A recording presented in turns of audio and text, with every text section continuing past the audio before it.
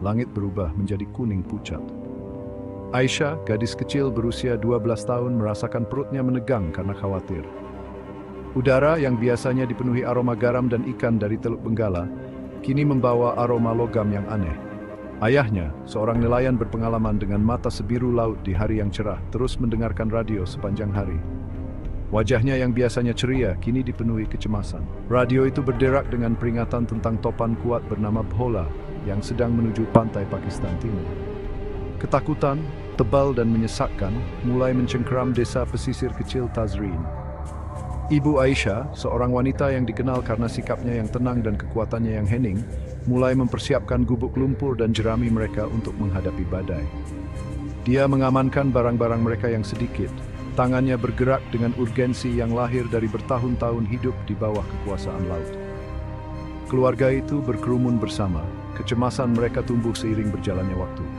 Angin, yang dulunya merupakan belayan lembut, kini melolong seperti hantu, mengoyak atap mereka yang tipis.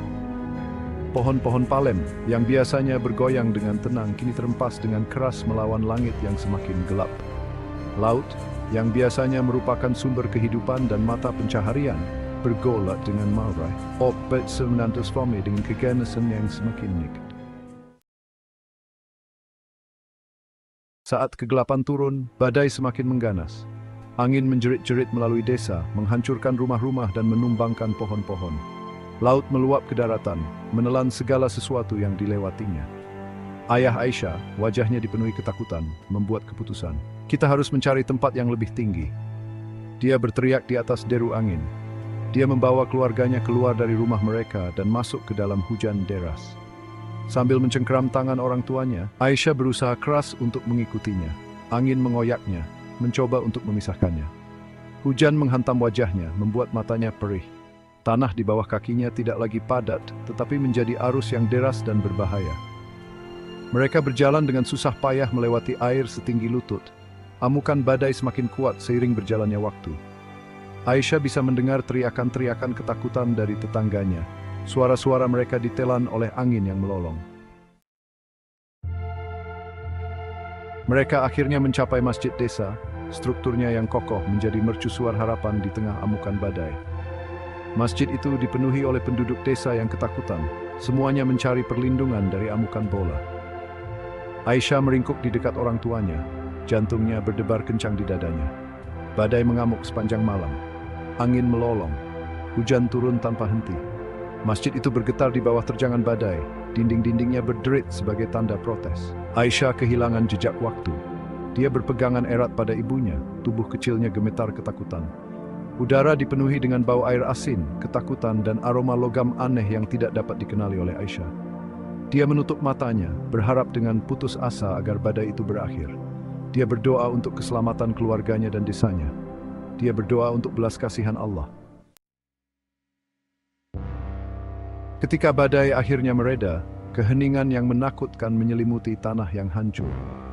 Sinar matahari pagi menampakkan pemandangan kehancuran yang tak terbayangkan. Pemandangan yang dulu familiar kini menjadi tanah kosong yang dipenuhi puing-puing dan kehancuran. Udara dipenuhi dengan bau busuk kematian dan pembusukan.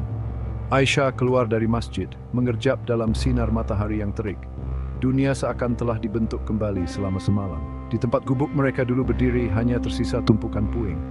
Tanda-tanda familiar masa kecilnya, sumur desa, pohon beringin tua tempat dia bermain dengan teman-temannya, semuanya hilang, musnah oleh amukan badai. Bagian 5, kehilangan dan keputusasaan. Hati Aisyah hancur. Matanya mencari-cari tanda-tanda kehidupan, secercah harapan di tengah kehancuran. Dia melihat tetangganya, wajah mereka dipenuhi keterkejukan dan keputusasaan, memunguti puing-puing rumah mereka. Dia melihat teman-temannya, mata mereka melebar ketakutan, mencari orang-orang yang mereka cintai. Dan kemudian dia melihat mereka, mayat-mayat itu. Pria, wanita, anak-anak, mata mereka yang tak bernyawa menatap kosong ke arah langit yang tak kenal ampun. Badai itu tidak menyisakan siapapun. Napas Aisyah tercekat di tenggorokannya. Air mata mengalir di wajahnya, bercampur dengan hujan yang masih menetes dari rambutnya. Dia belum pernah melihat kematian begitu dekat, begitu absolut. Dunia yang dulu dipenuhi dengan suara tawa dan kehidupan, kini diselimuti oleh keheningan yang menakutkan. Hai, this is the Sankfong Stories orang yang dukasi. Bagian 6. Kebaikan orang asing. Hari berganti minggu. Para penyintas topan bola, linglung dan kebingungan, kesulitan memahami besarnya kehilangan mereka. Makanan dan air bersih langka. Penyakit menyebar dengan cepat di antara penduduk yang lemah. Aisyah dan keluarganya seperti tetangga mereka kehilangan segalanya dalam badai. Mereka tidak memiliki apa-apa selain pakaian di tubuh mereka dan keinginan untuk bertahan hidup. Tetapi bahkan dalam menghadapi tragedi yang begitu besar, semangat manusia tetap ada. Bantuan mulai berdatangan dari dunia luar. Orang-orang asing tiba di Tazrin, membawa makanan, air, obat-obatan, dan harapan. Aisyah menyaksikan dengan takjub ketika orang-orang asing ini, wajah mereka dipenuhi dengan belas kasih dan kepedulian, bekerja tanpa lelah untuk meringankan penderitaan. Mereka mendirikan rumah sakit darurat, membagikan makanan dan air, dan menghibur mereka yang berduka. Bagian 7. Membangun kembali Tazrin. Jalan menuju pemulihan panjang dan sulit. Tetapi penduduk Tazrin, ketahanan mereka ditempa dalam wadah bencana, menolak untuk dikalahkan. Dengan bantuan para pekerja bantuan, mereka memulai tugas berat untuk membangun kembali kehidupan mereka. Mereka membersihkan puing-puing, bata demi bata dari runtuhan rumah mereka. Mereka menanam tanaman baru di ladang yang tercemar garam. Mereka meratapi kematian orang-orang yang mereka cintai dan menghormati kenangan mereka. Hati mudanya masih dipenuhi kesedihan, menemukan penghiburan dalam tindakan membangun kembali. Dia membantu ibunya membersihkan puing-puing rumah mereka.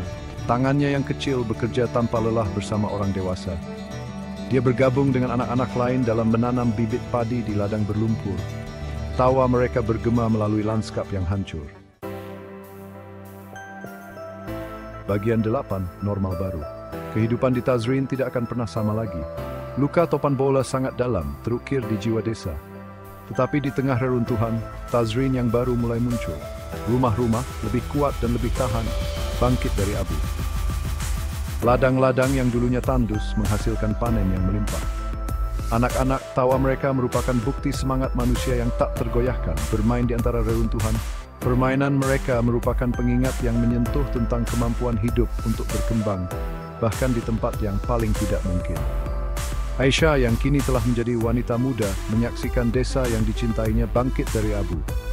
Badai telah merenggut begitu banyak, tetapi juga telah mengungkapkan kekuatan dan ketahanan rakyatnya. Bagian 9. Luka badai. Bertahun-tahun kemudian, kenangan malam yang mengerikan itu terus menghantui mimpi Aisyah. Angin yang melolong, ombak yang menghantam, teriakan-teriakan ketakutan dari tetangganya, semuanya tetap hidup dalam ingatannya. Dia membawa luka topan bola di dalam dirinya, sebuah pengingat konstan tentang rapuhnya kehidupan dan sifat takdir yang berubah-ubah. Tetapi dia juga membawa serta pelajaran yang telah dia pelajari selama hari-hari yang gelap itu. Pentingnya keluarga dan komunitas, kekuatan harapan dan ketahanan dan keyakinan yang tak tergoyahkan bahwa bahkan dalam menghadapi kehilangan yang tak terbayangkan, semangat manusia dapat bertahan. Bagian 10. Semangat Tazrin. Kisah Tazrin bukan hanya kisah tentang tragedi dan kehilangan.